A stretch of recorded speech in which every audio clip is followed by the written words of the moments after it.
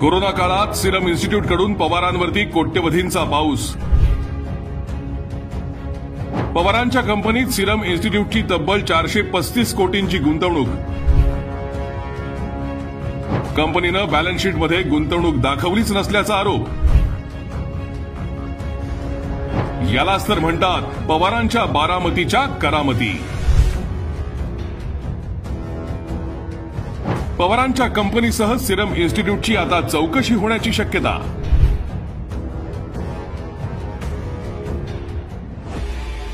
Corona काळात Covid vaccine तयार करणाऱ्या सिरम इन्स्टिट्यूटनं शरद पवारांशी संबंधित एका कंपनीत मोठी गुंतवणूक केल्याचं समोर आलंय। विशेष म्हणजे या कंपनीनं ही गुंतवणूक बॅलन्स शीटमध्ये दाखवलेलीच नसून त्यामुळे पवारांनी आपल्या बारामतीच्या करामती दाखवल्याची चर्चा रंगली आहे।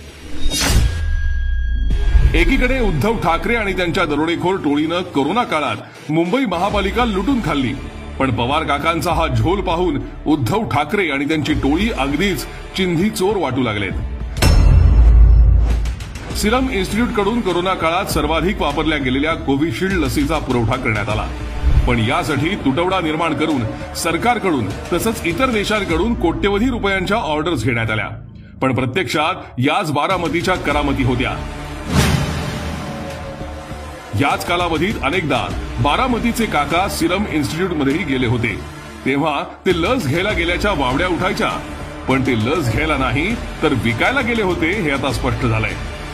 याच सिरम इन्स्टिट्यूटचे मालक पुनावाला हे म्हणे शरद पवारांचे जुने आणि जवळचे मित्र आहेत, त्यामुळेच कोरोना काळात लस विकून झालेला फायदा त्यांनी इतरत्र न गुंतवता थेट पवारांच्या कंपनीत गुंतवला। प्रताप पवार यांच्या निओस्टार इन्फ्रा कंपनीत कोरोनाच्या दुसऱ्या लाटेत मार्च 2021 मध्ये सिरम इन्स्टिट्यूटनं तब्बल 435 कोटी रुपयांची गुंतवणूक केली। यासाठी कंपनीच्या शेअरची किंमतही वाढवून दाखवण्यात आली। इतकंच नाही तर कंपनीच्या बॅलन्स शीटमध्ये ही गुंतवणूक दाखवण्यातच आली नाही। या सगळ्या गोष्टी पुढे आल्यानंतर आता सिरम आणि निओस्टार या दोन्ही कंपन्यांचं रेकॉर्ड तपासण्याची आवश्यकता निर्माण झाली असून तशी तक्रारही करण्यात आली आहे। या दोन्ही कंपन्यांची चौकशी झाल्यावर 435 कोटी रुपयांची वाटणी कशी झाली, मोठा हिस्सा कुणी घेतला हे समोर येईलच, पण काकांनी आपल्या बारामतीच्या करामती दाखवून भ्रष्टाचार कसा करायचा असतो हे दाखवून दिलं।